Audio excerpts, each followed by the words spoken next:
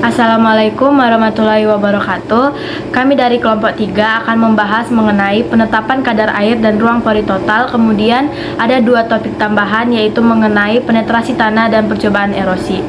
Sebelumnya, izinkan kami memperkenalkan diri. Nama saya Leoni Syaloho dengan NPM 2214191068. Saya Devika Aulia Safitri dengan NPM 2214191046. Izin memperkenalkan diri, nama saya Putri Salsabila dengan NPM terakhir 086. Izin memperkenalkan diri, nama saya Vanessa Margaret Sirait dengan NPM terakhir 092. Saya Nur Apni Aulia dengan NPM 2254191002. Saya Muhammad Rizky Zulkarnain dengan NPM 2214191096.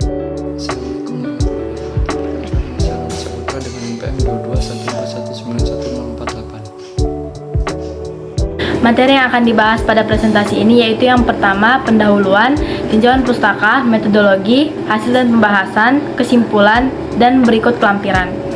Baik, yang pertama, latar belakang. Porositas tanah didefinisikan sebagai ruang fungsional yang menghubungkan tubuh tanah dengan lingkungannya. Kemudian air menepati ruang pori berdasarkan diameter ruangannya. Bentuk dan jumlah pori sangat ditentukan oleh kandungan liat tanah. Kandungan liat mineral bersifat mengembang dan mengerut yang kadarnya berhubungan dengan perubahan kandungan air tanah. Proses tersebut dapat mempengaruhi perubahan pori tanah. Pergerakan air dalam tanah atau konduktivitas hidraulik tanah terbagi atas 2, yaitu konduktivitas hidraulik jenuh dan konduktivitas hidraulik tidak jenuh. Pori yang ada di dalam agregat tanah akan mempercepat bergeraknya air. Kemudian untuk tujuan dilaksanakannya praktikum ini yaitu yang pertama, untuk mengetahui pengertian dari pori tanah dan peranan dari pori tanah. Kemudian yang kedua, untuk mengetahui bagaimana kadar air gravimetrik dan bagaimana kadar air volumetrik. Tinjauan pustaka. Porositas adalah proporsi ruang pori total terdapat dalam satuan volume tanah yang dapat ditempati oleh air dan udara. Porositas tanah merupakan sebuah istilah untuk menjelaskan sistem ruang pori total pada tanah. Tanah merupakan medium alam untuk pertumbuhan tanaman. Tanah menyediakan unsur-unsur hara sebagai makanan tanaman untuk pertumbuhannya. Akibatnya, berlangsungnya proses pembentukan tanah, maka akan terbentuklah sifat kimia, fisika, dan biologis. Berat isi atau kerapatan menunjukkan perbandingan antara berat tanah kering dengan volume tanah dan termasuk volume pori-pori tanah diantaranya, yaitu berat isi merupakan petunjuk kepadatan tanah. Makin padat suatu tanah, maka makin tinggi berat keringnya. Berarti makin sulit meluruskan air atau menembus akar. Pengukuran kadar air pada dasarnya dapat menggunakan alat ukur dan pengukuran dengan metode oven. Pengukuran dengan metode oven atau pengeringan merupakan salah satu cara yang digunakan untuk mengukur kadar air dalam suatu pangan dengan prinsip bahwa air yang terkandung dalam satu suhu bahan atau penguapan bila bahan tersebut dipanaskan pada suhu 105 derajat Celcius selama waktu tertentu. Suhu dan kelembapan tanah merupakan unsur yang berpengaruh terhadap pertumbuhan tanaman. Suhu tanah dipengaruhi oleh jumlah serapan radiasi matahari oleh permukaan tanah. Kelembapan tanah adalah jumlah air yang tersimpan di antara pori-pori tanah. Kelembapan tanah juga sangat dinamis disebabkan penguapan oleh permukaan tanah, transpirasi, dan pengolakasi. Metodologi, waktu dan tempat. Praktikum kali ini dengan judul penetapan kadar air dan ruang pori total dilaksanakan pada hari Senin, tanggal 10 April 2023 pada pukul 10 sampai dengan 12.50 bertepatan di Laboratorium Ilmu Tanah Fakultas Pertanian Universitas Lampung. Alat dan bahan pada pori total tanah yaitu pisau, ring sampel, penggaris, cawan aluminium, skop, timbangan, oven, palu dan papan, dan sampel tanah. Prosedur kerja yang pertama, kadar air gravimetrik. Pada tahap awal, digali tanah sampai pada kedalaman tertentu. Yang kedua, ditimbang botol beserta tutupnya dan masukkan contoh tanah sekitar 10 gram dan ditimbang. Yang ketiga, dikeringkan contoh tanah dalam oven pada suhu 100 derajat Celcius selama 24 jam. Yang keempat, dihitung kadar air tanah berdasarkan bobot kering oven 100 derajat Celcius dengan persamaan. Dan yang terakhir, hasil. Yang kedua, kadar air volumetrik. Tahap awalnya diambil contoh tanah utuh dengan ring sampel. Yang kedua, diratakan dan dibersihkan lapisan atas tanah yang akan diambil contohnya. Diratakan tabung tegak pada lapisan tanah tersebut dan ditekan dengan balok kecil. Yang ketiga, digali tanah di sekeliling tabung dengan skop atau pisau. Yang keempat, diiris tanah dengan pisau sampai mendekati tabung. Yang kelima, ditekan tabung hingga perempat bagian masuk ke dalam tanah. Yang keenam, diletakkan tabung lain tepat di atas tabung pertama dengan posisi bagian yang tumpul pertama lalu ditekan. Yang ketujuh, dikali skop dan cangkul pada tanah di dalam tabung. Yang kedelapan, dipisahkan kedua tabung dengan hati-hati dan dipotong kelebihan tanah yang ada pada bagian kedua tabung dengan hati-hati. Yang kesembilan, ditutup tabung dengan tutup plastik dan dikuatkan dengan isolasi. Yang kesepuluh, ditimbang contoh tanah beserta tabungnya. Yang ke-11, di oven contoh tanah pada suhu 102-105 derajat Celcius selama 24 jam, tetapi jika tanah basah, pengovenan dilakukan 48 jam. Yang ke-12, dimatikan oven dan ditunggu sekitar 30 menit sampai tabung agak dingin atau dimasukkan ke dalam desikator. Yang ke-13, dihitung bobot kering tanah. Yang ke-14, ditentukan volume tanah dalam tabung. Yang ke-15, ditentukan kerapatan isi. Ke-16, ditentukan kadar air volumetrik. Dan yang terakhir, hasilnya. Selanjutnya, pengamatan contoh tanah utuh. Yang pertama, diletakkan dan dibersihkan lapisan tanah yang akan diambil contohnya. Diletakkan tabung tegak pada lapisan tanah tersebut dan ditekan dengan balok kecil. Yang kedua, digali tanah di sekeliling tabung dengan skop atau pisau. Yang ketiga, diiris tanah dengan pisau sampai hampir mendekati tabung. Yang keempat, diletakkan tabung lain tepat di atas tabung pertama dengan posisi bagian yang tumpul dari tabung yang kedua berimpit dengan tabung pertama lalu ditekan. Lalu yang kelima, digali dengan skop atau cangkul tanah yang ada di dalam tabungnya. Yang keenam, dipisahkan kedua tabung dengan hati-hati dan dipotong kelebihan tanah yang ada pada bagian kedua tabung dengan hati-hati. Yang ketujuh, ditutup tabung dengan tutup plastik dan dikuatkan dengan isolasi. Yang kedelapan, dicatat kode lokasi, kedalaman secara tepat, dan tanggal pada isolasi. Yang terakhir, hasil. Kemudian, penentuan kerapatan isi dan ruang pori total. Yang pertama, diambil contoh tanah utuh di lapang, ditimbang contoh tanah tersebut beserta tabungnya. Yang kedua, di oven tanah pada suhu 102-105 derajat Celcius selama 24 jam. Jika tanah terlalu basah, di oven selama 48 jam. Yang ketiga, dimatikan oven dan ditunggu sekitar 30 menit sampai tabung agak dingin dan dimasukkan ke dalam desikator dan ditimbang. Yang keempat, ditetapkan kadar airnya. Yang kelima, dihitung bobot kering tanahnya. Yang keenam, ditentukan volume tanah dalam tabung. Yang ketujuh, ditentukan kerapatan isi. Yang kedelapan, dihitung ruang pori total. Dan yang terakhir, hasil. Ini saya akan membahas hasil dan bahas data.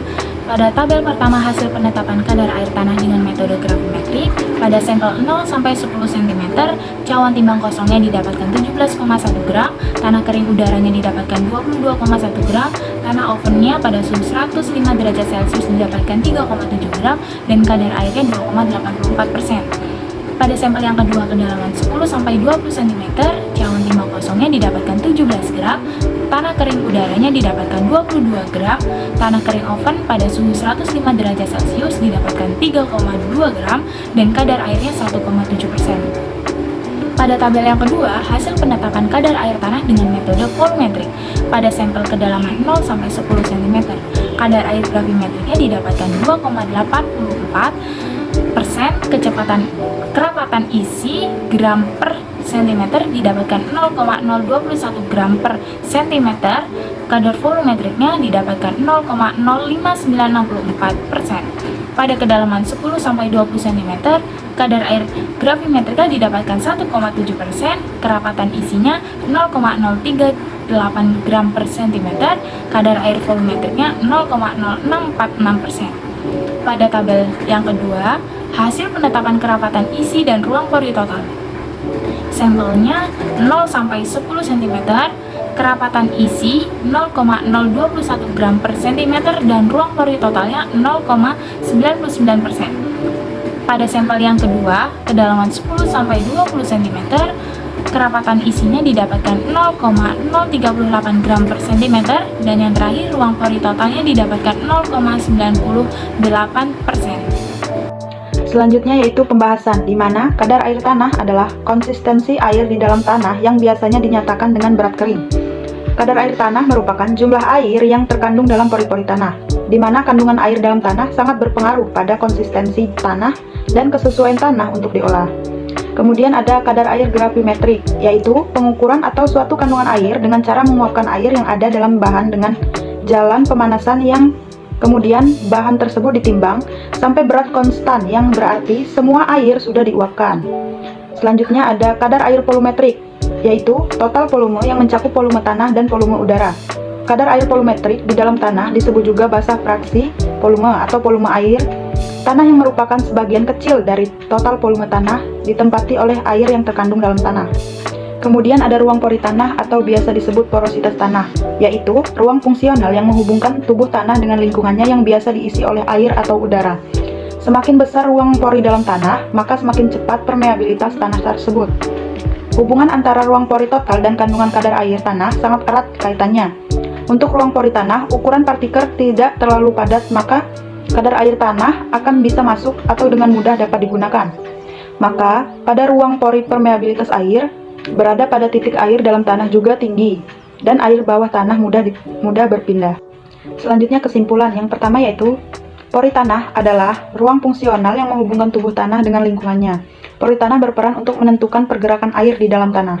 Yang kedua, kadar air pada praktikum ini menggunakan dua metode, yaitu yang pertama menggunakan metode gravimetrik dengan sampel pertama 0-10 cm sebesar 2,84% dan pada sampel kedua 10-20 cm yaitu 1,7%. Metode kedua menggunakan volumetrik dengan sampel pertama 0-10 cm sebesar 0,05964% dan sampel kedua 10-20 cm yaitu 0,0646%. Kemudian lampiran yang pertama yaitu gambar 1 perhitungan bobot pada ring sampel. Gambar kedua yaitu penggalian tanah dengan sekop. Gambar ketiga penekanan tabung ke dalam tanah. Gambar keempat pengopenan. Gambar kelima pemisahan kedua tabung. Cobaan erosi. Pengertian erosi. Erosi merupakan hilangnya tanah atau bagian-bagian tanah dari suatu tempat yang dibawa oleh air dan angin. Penyebab terjadinya erosi tersendiri yaitu interaksi kerja antar faktor-faktor iklim, topografi, vegetasi, dan manusia. Dampak terjadinya erosi adalah hilangnya lapisan bagian tanah atas dan yang subur dan baik untuk pertumbuhan tanaman, berkurangnya kemampuan tanah untuk menyerap dan menahan air. Yang ketiga itu tanah yang terangkut akan diendapkan di tempat lain seperti sungai, waduk, danau, dan lebih rendah dan lain-lainnya. Kegiatan praktikum percobaan erosi. Gambar 1 adalah penyiapan tanah kedua wadah. Gambar kedua penyiraman air. Gambar ketiga keadaan tanah setelah diberi air, dan gambar keempat pengukuran. Sini saya akan menjelaskan mengenai penetapan penetrasi tanah. Pengertian penetrasi tanah. Penetrasi tanah adalah daya yang dibutuhkan oleh suatu benda untuk masuk ke dalam tanah. Yang kedua, hubungan dalam pertanian. Hubungan penetrasi dengan pertanian yaitu dengan pertumbuhan dan perkembangan akar dalam tanah, hasil panen dan sifat fisik tanaman yang berhubungan dengan produksi tanah. Tanaman. Dalam bidang pertanian, untuk mengetahui ketahanan terhadap penetrasi akar tanaman digunakan penetrometer atau penetrograf. Penetrometer digunakan untuk mengetahui sifat-sifat tanah tanpa merusak massa tanah. Terus berbagai jenis penetrometer yang dapat digunakan untuk ketahanan tanah ada kaitannya dengan tujuan pertanian, yaitu ada dua. Yang pertama penetrometer saku dan yang kedua penetrometer tangan. Di sini ada gambar 1 tentang pengukuran menggunakan penetrometer saku dan gambar 2 pengukuran menggunakan penetrometer tangan.